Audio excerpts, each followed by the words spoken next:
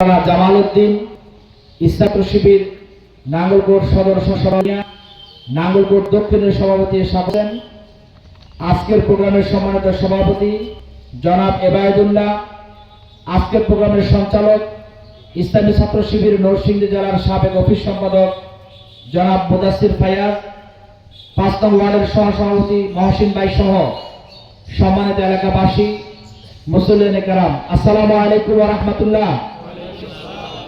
আল্লাহর দরবারে লাখো কোটি শুকরিয়া, একটি সুন্দর আয়োজনে আমরা সম্পৃক্ত পেরেছি।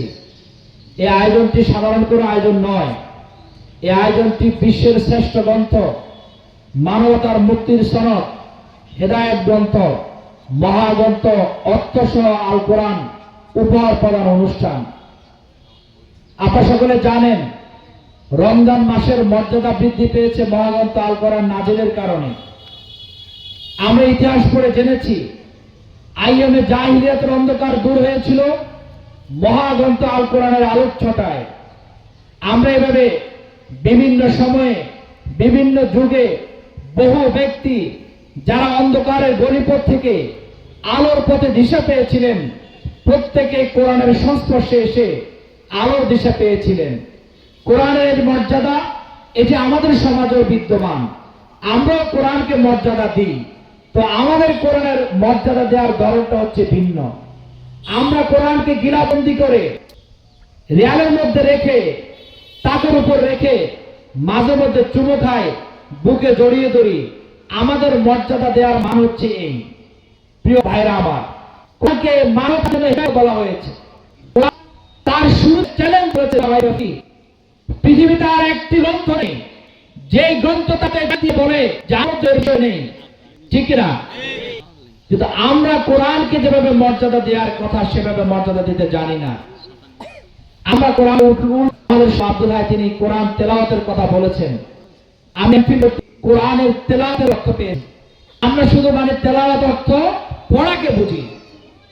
তেলাওয়াতের এরকম 8টি শাব্দিক অর্থ রয়েছে, তার মধ্যে একটি হচ্ছে পড়া, আরেকটি অর্থ হচ্ছে অনুসরণ করা, আরেকটি অর্থ হচ্ছে অধ্যবসায় করা, আরেকটি অর্থ হচ্ছে গবেষণা করা, আরেকটি অর্থ হচ্ছে সমাজে প্রতিষ্ঠিত করা, আরেকটি অর্থ হচ্ছে কোরআনের আইন অনুযায়ী চলা।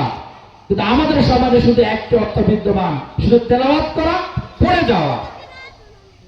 আপনি যদি করে একটি প্রতিষ্ঠানে চাকরি করেন, আপনার মালিক আপনাকে চাকরির নীতিমালা একটা কাগজে লিখে দিয়ে দিল যে তুমি সকাল 9টায় অফিসে আসবে, তারপরে এই এই কাজগুলো করবে, দুপুরে এই বিরতি থাকবে, তারপরে এই এই 10টা কাজ করবে।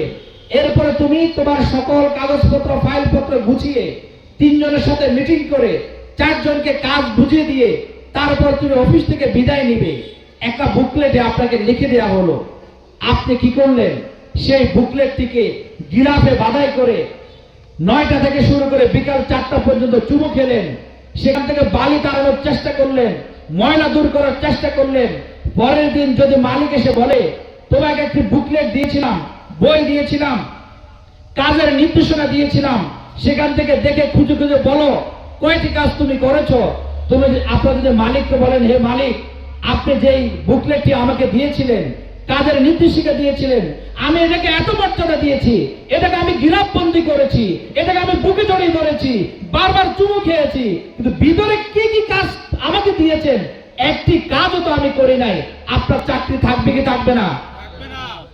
আপনি একটা কম্পিউটার কিনলেন কিংবা একটা মোবাইল কিনলেন, এই মোবাইল ব্যবহারের মেনু মোবাইলের সাথে দেয়া থাকে। আপনি যদি সেটা অনুযায়ী না চালান মোবাইল ঠিক থাকবে? কোরআন হচ্ছে আমাদের জীবন পরিচালনার একটি গাইডলাইন, একটি বুক, একটি মেনু। কিন্তু আমি কি করি? আমি বারবার চুমু খাই, বারবার গিলাফবন্দি করি। কিন্তু আমার এই কোরআন বলেছে তোমরা সমাজের দিন প্রতিষ্ঠা করো, এর মধ্যে কোনো মত পার্থক্য করার সুযোগ নাই। আমি সেই কথাটা মানলাম না। কোরআন আমাকে বলল কুনতুম খায়রা উম্মাতিন উখরিজাত লিন-নাস তা'মুরুনা বিল মা'রুফ ওয়া তানহাউনা আনিল মুনকার। কোরআন আমাকে বলল তোমাদের মধ্যে সর্বোত্তম জাতি হওয়ার জন্য 2টা হচ্ছে, তোমরা মানুষকে সৎ কাজের আদেশ দিবে, অসৎ কাজ থেকে নিষেধ করবে।